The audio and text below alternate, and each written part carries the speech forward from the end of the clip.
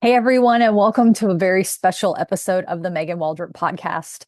If you're new here, welcome. We talk about all kinds of things about the human experience, spirituality, and however you define it. There's no right way to believe in anything here. We say BYOB, bring your own beliefs. And if you've been here for a while, I so appreciate you. And I feel this conversation is even more fitting into our relationship that we've built together. And this one's really intimate and special to me because I am going to talk about mourning my uncle's death and what is helping me go through this process of grief. So I want to introduce you to my uncle Al. He was my godfather. He was a character, as many loved ones are. He was particularly memorable, not just to me and my family, but the people I've spoken with after his death. And he died on March 29th of 2026. And the way I found out about it was I got a call from the hospital in Charleston, South Carolina, where he lived and where I am right now. And I get a call, I get a voicemail saying, "Hey, we think we have one of your family members here. If you could give us a call back." So I called the doctor back and she said, "Yeah, I believe we have one of your family members here. Al Waldrop." And I said, "Yeah." And then she said, "Well, I'm sorry to say that Al passed away." And oh man, okay, it's gonna hit me probably throughout this episode, but just that immediacy of learning that someone you love is no longer on this earth is, as you know, I'm sure, an indescribable feeling. It's so final, and it's like this. But wait, what happened? I was so shocked. Um, he ended up, from my understanding, it was a natural death, natural causes of death. He was in his 70s. And it just took me a while to process it. I was on the road driving back to my home. I had just had dinner with my husband and my parents, and I that's when he passed. When we were having dinner, we were all celebrating together, and uh, yeah. So it took me a while to just kind of get that idea in my head. I called my parents immediately. It's my dad's brother, and I told them, and they felt the same shock, of course. And I I don't think I really like emotionally lost it until I got to my house and Chris was in the garage, and I just said Uncle Al passed, and I just broke down, and Chris just held me, and it was just one of those moments where it was just sad. I didn't feel relief that he wasn't suffering anymore. It wasn't like that, which I did have that feeling when my grandmother passed several years ago of sadness and also relief that she was okay. But for this one, I just felt sad. And I continued to work through those emotions. And it's interesting because, as they say, grief comes in waves. It really does. Like I could be laughing and I could be driving down the road, staring at the sunset, and then just totally fall apart.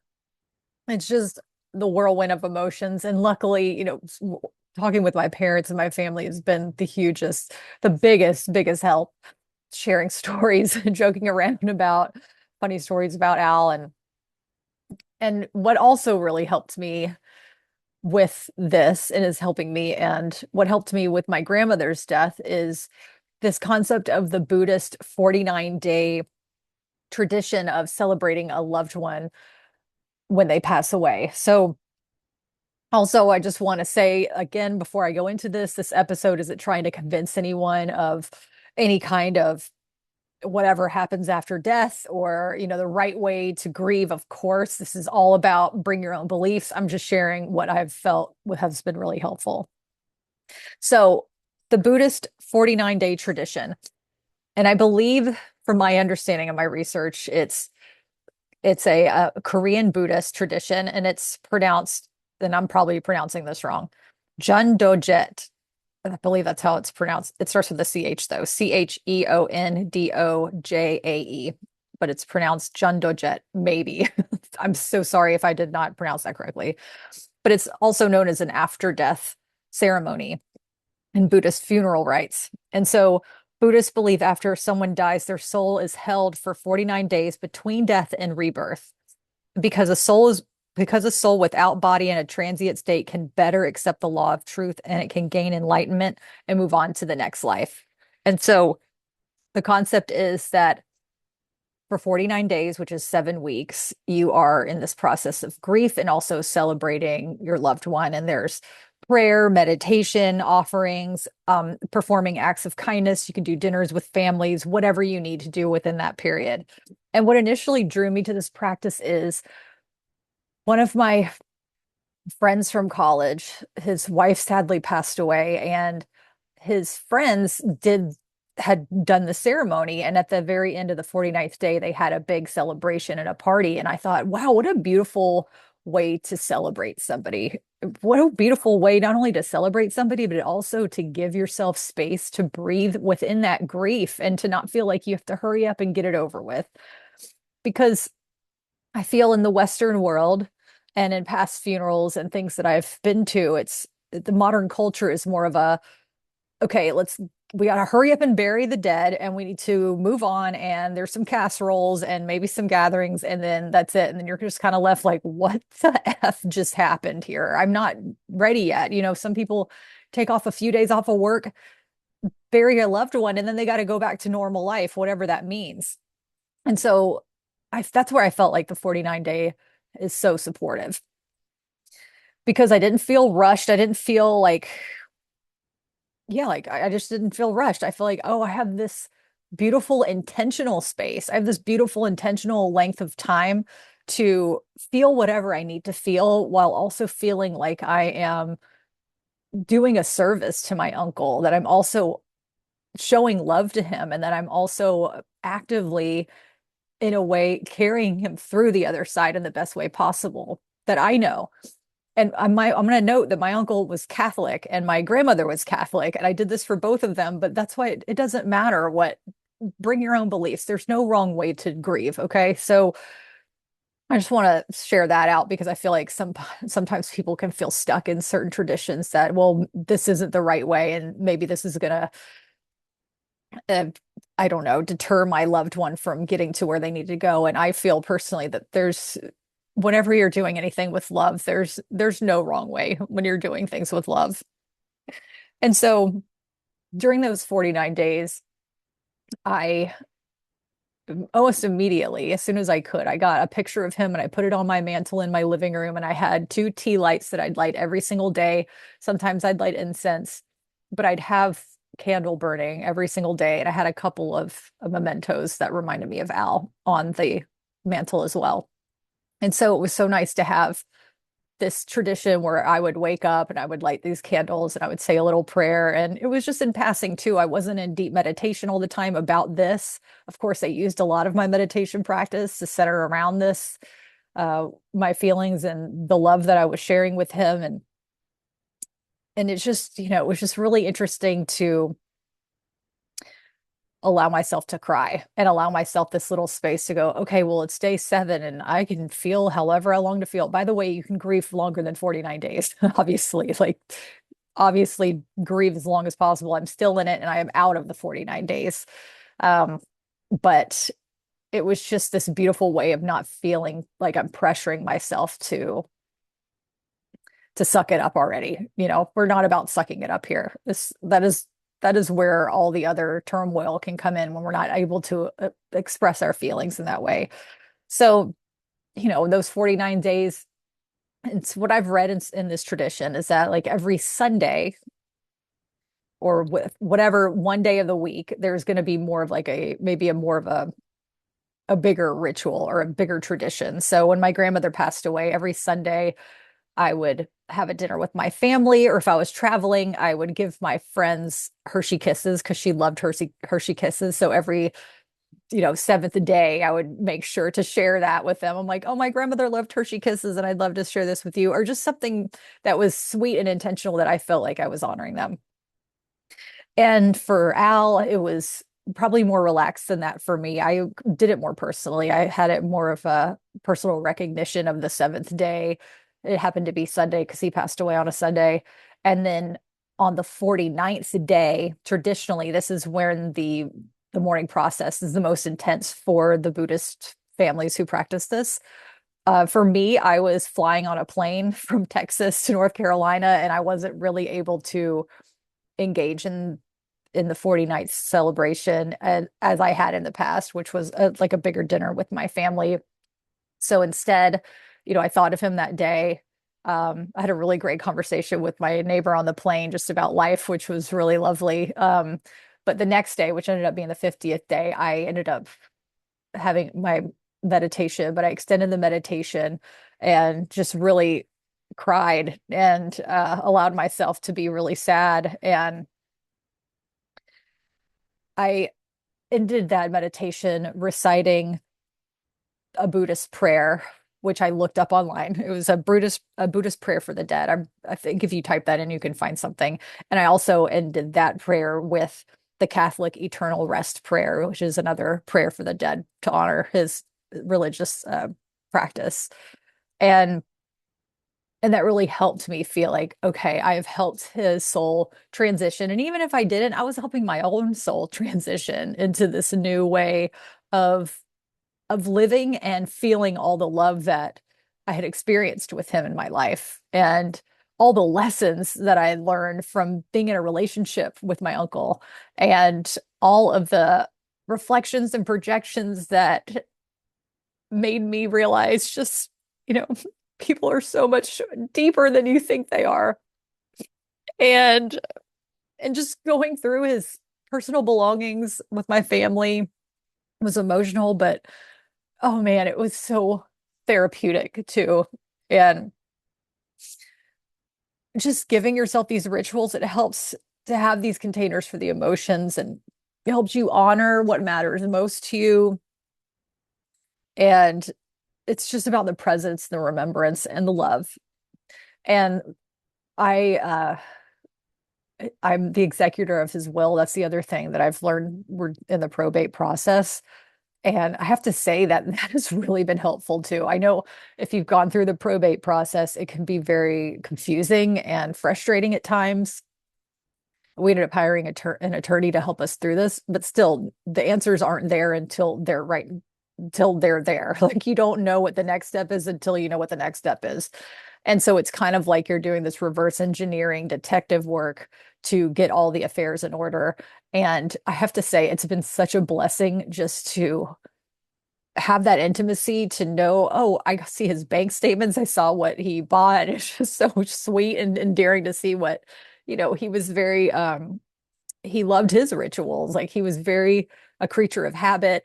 He had his cat, who my husband and I now own, Boo Ray. We love him so much. It's been the best blessing. I never thought I'd own a pet. Um, and just to see the books he read and the books on self-improvement and how much he was devoted to his faith and would go to mass every week and he would take communion and the pictures that he kept and the scrapbooks that he made for himself. And it's just so touching to know that I didn't know about this part of my uncle. I didn't know that he had this other side of him that was constantly in learning and constantly devoted to his faith in that way of just self-improvement and trying to understand God and the universe in this beautiful, intimate way. And I absolutely cherish these moments that I'm rediscovering him. And that was the surprising lesson is, not only this beautiful 49-day period in the probate process, it's the surprising part is that I feel closer to him than I've probably felt ever. If I mean, am I able to even say that? I know we probably were, he was probably the closest relative I was in touch with. We were in touch with each other maybe once or twice a week via email. He was such a beautiful writer. I loved getting his emails because they were always so well written and he would just write them like they were nothing. And I would save his emails. I have a whole folder of my emails that I would save every time he wrote. And just looking back on those emails makes me feel closer. Looking back on, helping to clean out his condo and to now care for cat, this kitty, and to feel, oh, this cat loved my uncle, and now we get to love on this sweet kitty, and it's so sweet. And it's just realizes that the relationships you have after death almost become stronger. And I know that's so hard to fathom because you don't want to live without the ones you love most. But the relationship doesn't end when they pass away. It just continues in such a deep, loving way. It's just a different form. And I felt this when my grandmother passed away, and I felt this again with Al, is that for a brief moment, all the questions, all the worries, all of the what ifs kind of go away, and all you feel is just the immense love that is left behind, because that really is all there is. That's all we have. That's our legacy.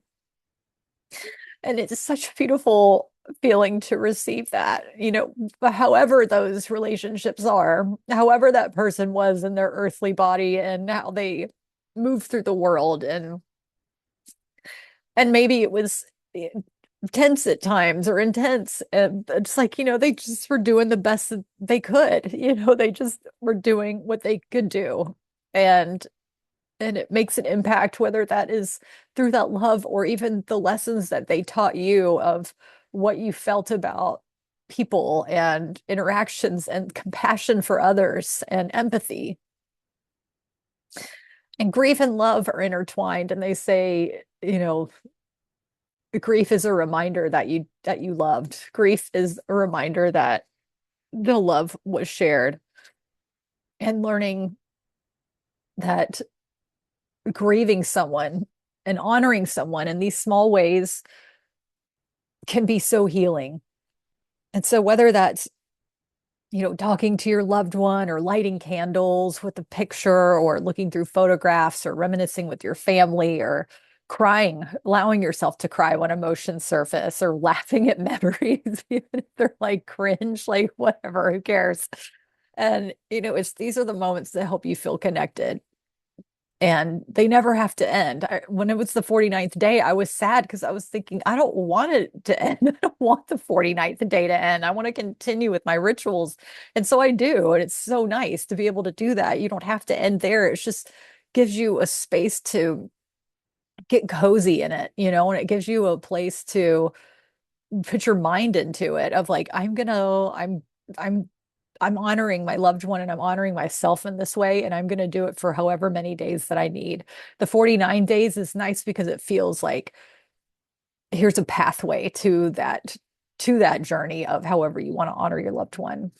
And also it gives you kind of a date of, okay, on the 49th day, I'm going to help their soul transition or help however you want to believe, whatever it is. There's no wrong way. But this on the 49th day, I can participate in this and help feel like I'm actually giving back to them and sharing that love as much as I can. Oh, yeah. So to close, thank you for listening if you're still here. I know it's not always easy to talk about death. And this is the other surprising thing.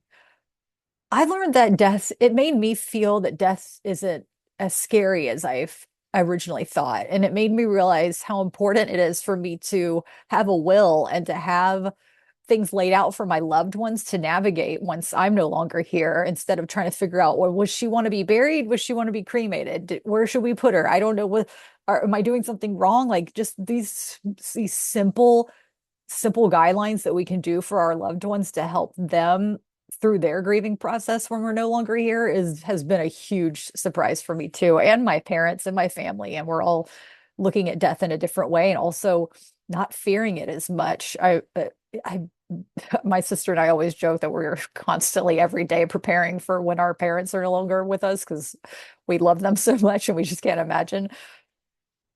And through this process, it also makes me realize, well, none of us are going to live forever.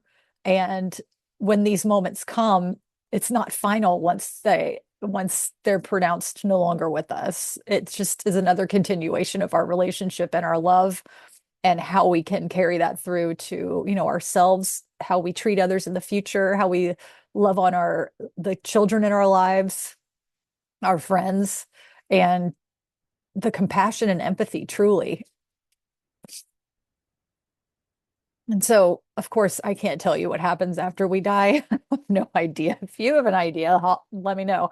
But just my takeaway is this: anytime my loved one, from family, friends, pet, I don't care who, what, when, this 49-day ritual would be something that I carry with me. And I've shared because maybe this is something that can help you too. And you can make it your own. You can do whatever you want. You can have it for however many days you want. And I just wanted to share this because I felt it was important, because we don't really talk about death. A lot of times we're scared to talk about death. We don't want to die. We have so much to do. When you're in your 20s or you're younger, you feel like you're never going to die. And then now I'm 44 going, okay, so this is the playlist I want at my memorial. Like now I'm preparing for it in a sense. Um, but it's, you know, the love never goes away. Like the love that you share with somebody doesn't just dissipate and end. It keeps it, that energy is passed on. It's just it's it's it's transferred, it's recycled, it's however you want to say it. But it's the love itself, that energy doesn't know the difference. It doesn't know the difference if someone is here or gone. It's all it knows is that it's there to support you, and it's there to surround you, and it's there for you to freely give to yourself and to others as long as you're able. So if you've had a loved one pass away recently, or maybe you're going through the process of somebody transitioning, or you're still grieving a loved one, know that you're not alone, and know that that love will never go away, and that it's all beauty. It's all going to be supportive for you, even if it doesn't feel like it. And for us to be able to give ourselves these times and these rituals to honor that just makes everything so much easier. And I say this in a general sense because I realize that relationships are complicated, and maybe you don't agree, and that's totally fine. And I love you, and my heart goes out to you regardless. And I am deeply sorry for your loss. I am deeply, I sincerely am. And I send my condolences. And for those who don't know what to say to a loved one, or to a friend or family member who has a loved one who passed away, it is truly as simple as saying, I am sincerely sorry for your loss, or I send my condolences. And it sounds so simple when you're not going through it. But let me tell you, as the person on the receiving end that has heard this, thankfully, over weeks of working through just, you know, bills and utilities, and hearing it from other family and friends, it's so helpful. I am deeply sorry for your loss. My sincere condolences for your loss. Just that little pause makes such a difference, because you feel like that loved one is there with you, and that others can empathize and can feel that with you. And that truly does mean the world. So thanks for bearing with. Thank you for letting me be my vulnerable self and sharing this really special time with you. And I'll continue to go through my grieving process and as best as I can. And I hope and I wish you the most peaceful, joyful celebration of their memories and their life as you feel supported, and truly know that you're not alone. Thanks for being here, and I'll see you next time.